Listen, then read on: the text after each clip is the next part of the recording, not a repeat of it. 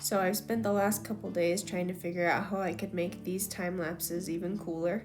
So I wanted to introduce a new intro. I spent a couple hours designing this little animation. It's my first one, so we'll see if I can come up with something even cooler for the next time. But this little portrait, I convinced my friend to let me draw her kids for her. She also told me that I was welcome to draw her kids anytime I wanted, so we'll see.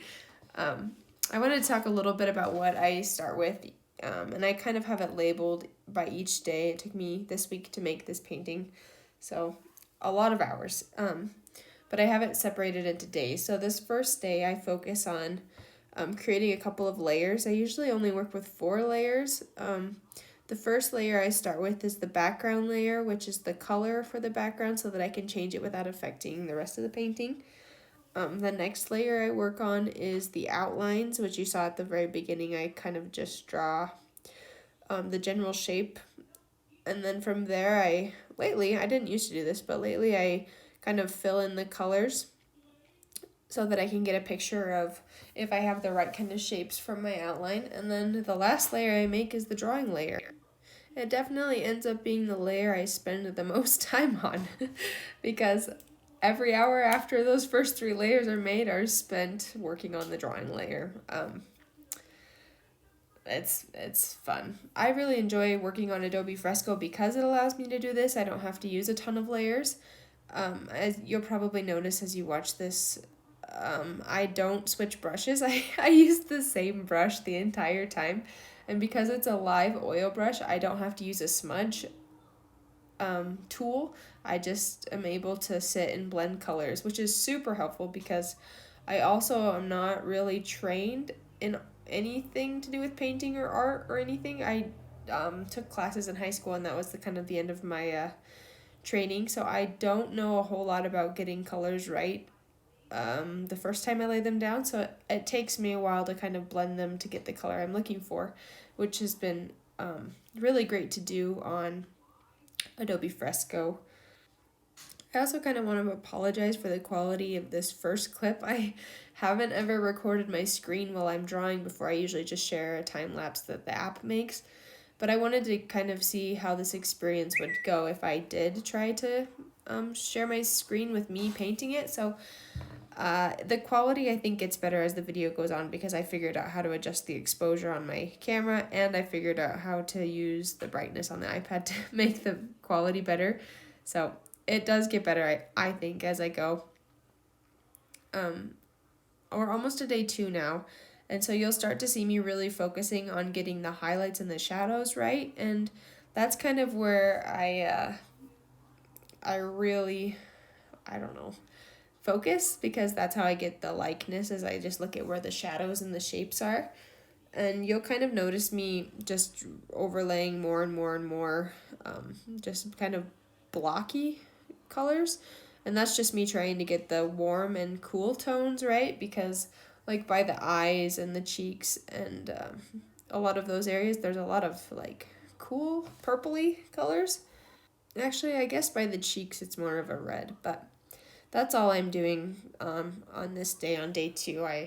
I'm not doing it consciously like, oh, today I can only do this, but that's really what I'm trying to narrow in, because I use the shadows and the highlights to place where things are at. So if I notice a shadow is longer than I have it, then I'll move whatever, like at the ear. If the shadow on the cheek is longer than I have it, I'll move the ear over so that I can make the shadow the size that it is in the reference. So that's kind of how I get, that's what I use to get a likeness, is just using the length of the shadows and the highlights to try and place everything. I don't know. It works for me. Like I said, I've never been really taught how to do it. I just have always used that to measure, and maybe that's right. I don't know. On day 3, you'll notice that I'm really tuning in the details. Like, mostly I've been focusing on his face and his hair. You'll notice that on this day I kind of was like, well, yeah, the rest of the painting doesn't look like I've worked on it at all, which is true, because I don't love painting the other details. Like, I really prefer just to paint the face. It's just more rewarding that way, so it takes a little bit of convincing to get me to work on the rest of it. but you'll notice that I get to it eventually. I started doing this about a year and a half ago. Ben came home with an iPad. He's an art major, so he's taking digital classes. He was taking a digital media class, and they had him bring home an iPad, and I quickly went over and was like, "Ooh, what are you doing?" And so since then, I've just run with it, and it's been about a year and a half. And so far, I've made 17 portraits, and this is actually the 18th portrait I've made, and I've painted around 27 different people. So it's been a great little tool for me. I'm a mom, so this has been a great way for me to kind of get the painting experience without actually having to keep a locked room or area with paint drying, and I don't know. It's just been a good little tool for me to use, and I actually really, really enjoy using Adobe Fresco. Like I tried using Procreate to try, just because everybody uses Procreate. I was like, man, I really got to figure this out. Everybody uses this. But the learning curve, because I am self-taught, was just so steep compared to where I've gotten using Adobe Fresco. I just have been at it for a year and a half, so I just am really familiar with a lot of the stuff it has to offer. But I'm still learning. Like I taught myself how to use the animation feature to make that intro. I don't know. I just was like, man, I need to learn how to do that. So I sat down and spent like 4 hours making that little animation at the intro. So there's a lot of things that I still haven't discovered or branched into just because I've been in my little comfort zone over here just making portraits with the same brush. I actually think it's really awesome to use the same brush, because then I don't have to worry about my textures and things.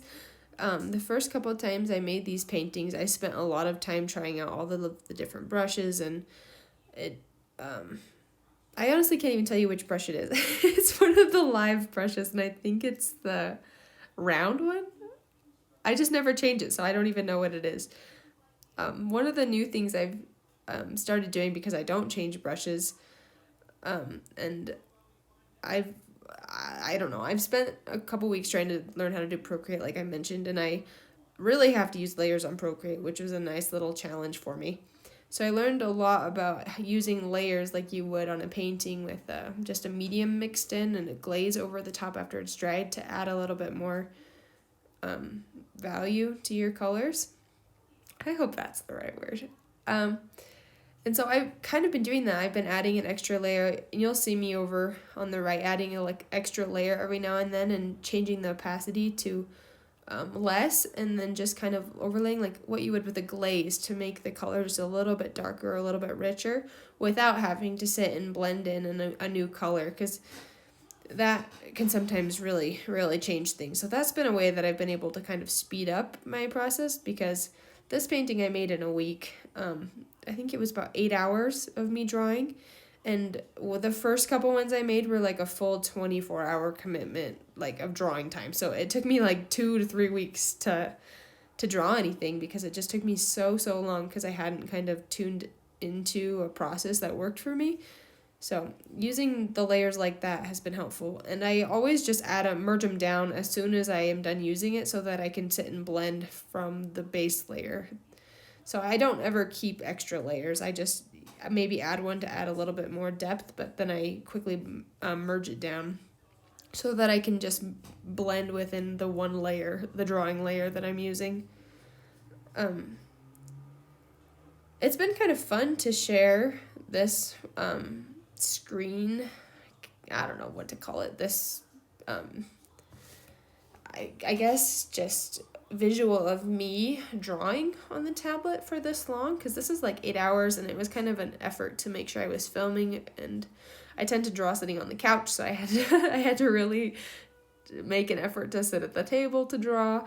And I don't know, it just has been fun to see this kind of time lapse of me drawing, and it's actually been nice to kind of, I don't know, look back on, because I noticed watching back the day 3 footage that I have the mouth a little bit off. And so in day 4, I was actually able to kind of sit there and yeah, I started working on it right here. I noticed the highlights and the shadows were in the wrong spot. So I was like, oh, I'll move those over really quick.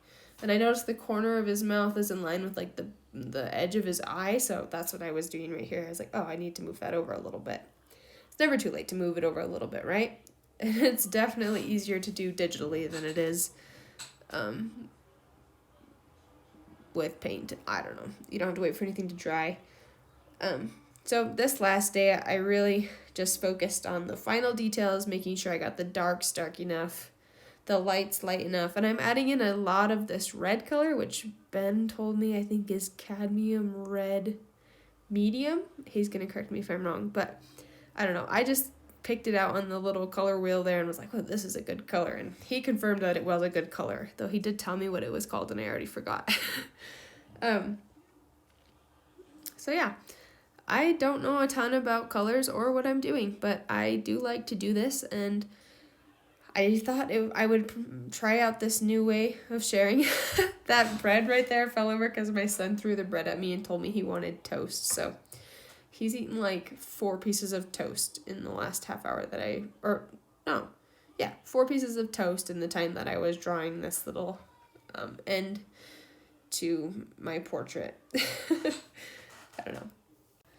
So this is kind of the end. I'm sorry the lighting is bad. Next time I do this, I'll really work on that. But I always make a layer at the very end and try to pick a color that is a little bit off to sign my name, which is just a little MN symbol.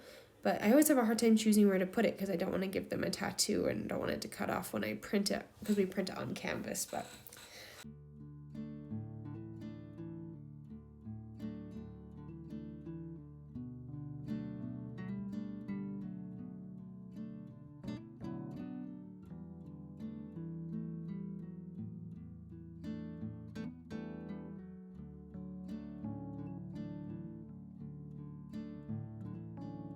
thank you guys for being here to watch me try this out. Let me know if you like this format better with watching me actually draw instead of just watching a time lapse.